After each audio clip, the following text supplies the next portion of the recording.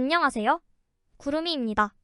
구독과 좋아요 부탁드립니다. 축구 통계 매체 컴페어러서네이터는 이번 시즌 유럽 5대 리그 수비수의 90분당 볼 리커버리 횟수 탑5를 발표했습니다.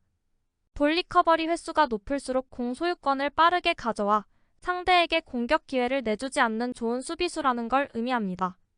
김민재는 올 시즌 90분당 볼 리커버리 14.49회를 기록하며 4위에 올랐습니다. 1위부터 순서대로 마인츠의 세프 판덴베르그, 아탈란타의 이삭 키엔, 토리노의 알레산드로 부온조르노, 보움의 수비수 이반 오르데츠가 선정되었습니다. 김민재의 통계는 분명히 좋은 수비임을 가리키지만 바이에른 뮌헨의 가장 실망스러운 선수로 선정되기도 합니다. 사내와 마찬가지로 김민재도 시즌 전반에 환상적이었습니다. 김민재는 나폴리를 세리에 우승으로 이끈 뒤 바이에른에서 선발 선수로 자리매김하며 우파메카노 옆에서 안정적인 전력을 제공했습니다. 김민재의 선발 출전 중 절반은 무실점으로 끝났고 수비진은 27세의 한국인 김민재에게서 리더를 찾은 것으로 보였습니다. 김민재가 아시안컵에서 복귀한 뒤 모든 것이 반대쪽으로 흘러갔습니다. 바이에른은 레버쿠젠에게 3대0으로 완패했고 김민재는 선발 자리를 잃었고 5월 12일까지 또 다른 완봉승을 찾지 못했습니다. 김민재의 붕괴의 정점은 레알 마드리드와의 챔피언스 리그 4강 1차전에서 일어났습니다. 김민재는 비니시우스에게 기본적인 실수를 했고 쉽게 돌파골로 이어졌습니다. 경기 후반 김민재는 페널티 박스 안에서 무의미한 태클로 레알 마드리드에게 동점 페널티킥을 안겼습니다. 이번 시즌은 전반적으로 실패한 시즌이었지만 김민재는 바이에른의 챔피언스리그 우승 가능성을 침몰시키며 낙타의 등을 꺾었습니다. 이 내용은 바바리안의 편집진 중 한 명이 작성한 내용이며 바이에른 뮌헨 최고의 수비수로는 에릭 다이어와 데리 흐트를 꼽고 있습니다. 올 시즌 나폴리의 추락 원인에 대해 이탈리아 출신 명장 파비오 카펠로 감독은 김민재의 손실을 가장 큰 원인으로 지목했습니다. 또 다른 큰 손실은 김민재가 떠난 중앙 수비였습니다. 김민재의 리커버리는 나폴리가 골을 허용하지 않는 근본적인 요소가 됐습니다. 다른 선수들의 경기력은 김민재보다 떨어졌습니다. 나폴리는 김민재의 대체자로 나탄을 데려왔지만 세리의 첫 시즌 대부분을 고군분투하면서 예상대로 진행되지 않았습니다. 김민재가 없는 나폴리의 수비 라인은 리그 48골을 내주었습니다. 안토니오 콘테는 지난주 토리노의 알레산드로 부옹조르노를 직접 만나 이적 가능성에 대해 논의했습니다. 두 사람은 토리노의 한 레스토랑에서 저녁 식사를 했고 나폴리는 24세의 이 선수가 이적할 가능성을 평가했습니다. 콘테는 부옹조르노가 바이에른 뮌헨으로 이적하기 위해 나폴리를 떠난 김민재의 이상적인 대체자로 보고 있습니다. 이번 시즌 유럽 5대 리그에서 페널티 에어리어 최다볼 접촉을 기록한 미드필더들의 바이에른의 토마스 뮬러와 자말 무시알라가 선정되었습니다. 1위엔 레버쿠젠의 플로리안 비르츠, 3위엔 맨시티의 케빈 더 브라위너, 4위엔 아스널의 카이 하베르츠가 선정되었습니다. 1위의 비르츠는 2020년 분데스리가에 데뷔한 이후 모든 대회 49경기 18골을 기록하며 올 시즌 독일 우승을 차지한 레버쿠젠의 핵심 인물로 유럽에서 가장 주목받는 미드필더 중 한 명이 됐습니다. 비르츠는 이번 시즌 말 바이에른의 관심을 받았었지만 마르카에 따르면 레알 마드리드와 비르츠는 2025년 협정에 합의했으며 양측 모두 이미 약속을 한 상태입니다. 비르츠의 이적에는 어느 정도의 비용이 들 것으로 생각되며 이 미드필더의 가치는 약 1억 3천만 유로입니다.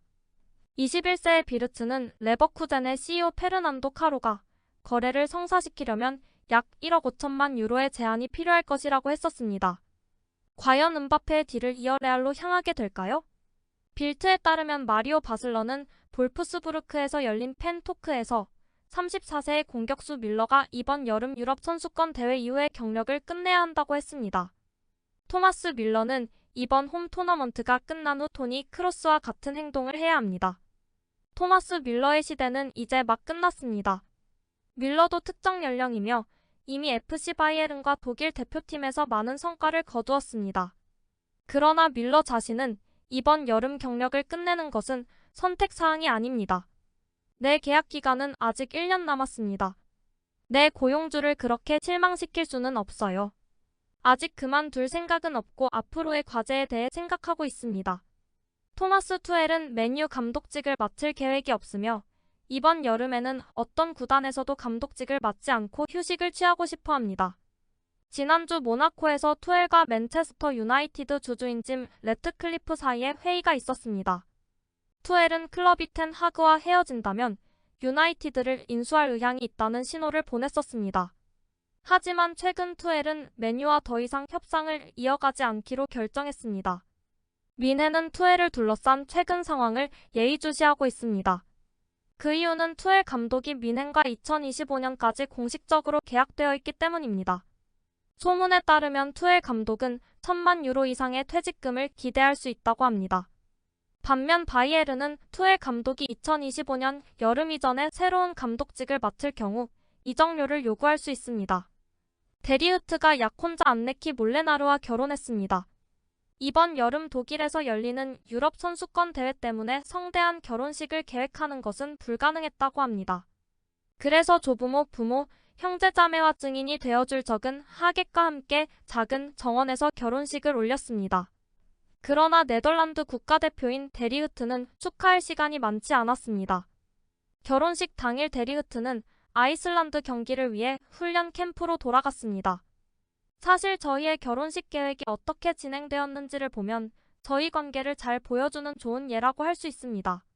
원래 저희는 5월 말 약혼 기념일에 결혼식을 올리고 싶었어요. 그런데 갑자기 마티스가 FC 바이에른 뮌헨과 챔피언스 리그 결승에 진출할 것 같았어요.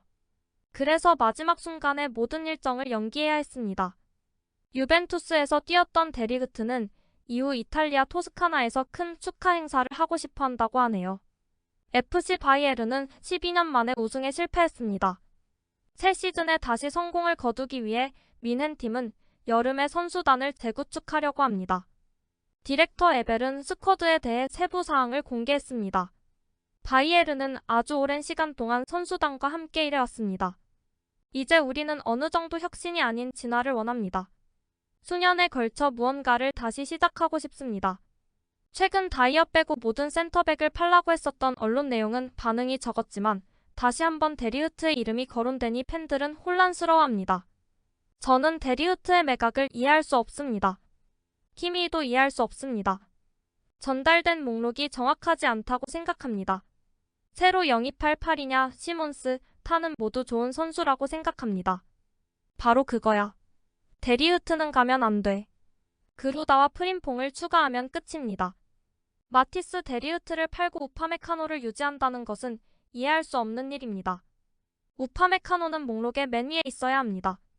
데리흐트를 포기하고 싶은 사람은 축구 지식이 0인 사람입니다. 저도 이해가 안 되네요. 가끔 부상을 당하기 쉽기 때문일까요?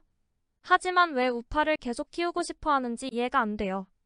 그는 끊임없이 실수를 하고 부상을 입기 쉽습니다. 우파를 유지하고 데리흐트를 판매하는 그런 일이 발생하면 잘못될 수밖에 없습니다. 구독과 좋아요는 제작하는데 큰 힘이 됩니다. 감사합니다. 다음에 또 보아요.